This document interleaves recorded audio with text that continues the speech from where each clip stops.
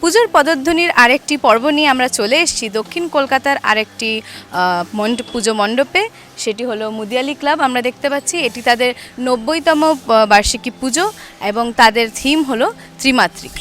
এখানে সৃজনে রয়েছেন আমাদের বিমানবাবু, বিমান সাহা। তার থেকে আমরা বাকি সম্পর্কে জানতে পারবো আরও।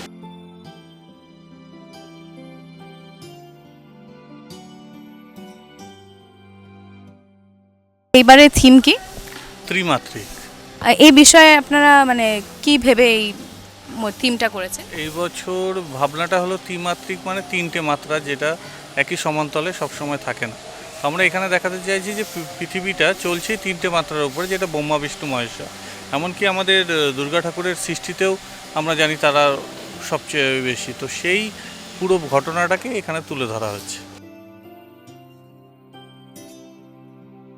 এখানে গত বছর আমি কাজ করেছিলাম, আবার এই বছর কাজ করছি। মণ্ডপ এবং মাতৃ প্রতিমা কিভাবে সেজে যাচ্ছে? এখানকার মাতৃ প্রতিমা 3 পুরুষ ধরে একই রকম, কারণ এখানে কোনো দিন চেঞ্জ হয় না, একই মুখে এখানটায় পুজো হয়ে আসছে।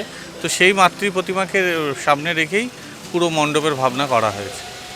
পুরো মণ্ডপ সজ্জায় মূলত কী ধরনের মেটেরিয়ালস ব্যবহার? এখানে মিক্স মিডিয়ার উপরে কাজ হচ্ছে, বিভিন্ন রকম লোহার স্ট্রাকচার থেকে শুরু করে উডেন কার্ভ সব কিছুই ইউজ করা হচ্ছে মণ্ডপে। আর মাতৃ প্রতিমার ক্ষেত্রে কি কোনো বিশেষত্ব কিছু থাকছে নাকি? মাতৃ প্রতিমার সাজ এবার একটু অন্যরকম তৈরি করা হচ্ছে, তো সেটা দর্শকদের জন্য একটু তোলা থাকলেও এসে দেখতে হবে। বিশেষ প্রশ্ন সেটা হচ্ছে যে সাধারণত আমরা ব্রহ্মা বিষ্ণু মহেশ্বর, ব্রহ্মাকে সেন্টার থেকে পোস্টারে মহেশ্বর মাঝখানে কেন?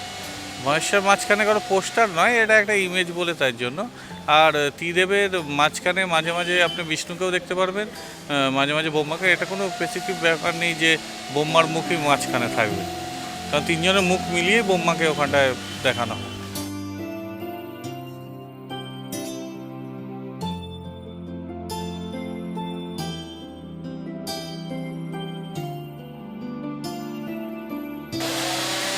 আমরা শুনলাম বিমান সাহার মুখে, যিনি সৃজনে রয়েছেন, যে এই ত্রিমাত্রিক থিমে কিভাবে মুদিয়ালি ক্লাব সেজে উঠছে।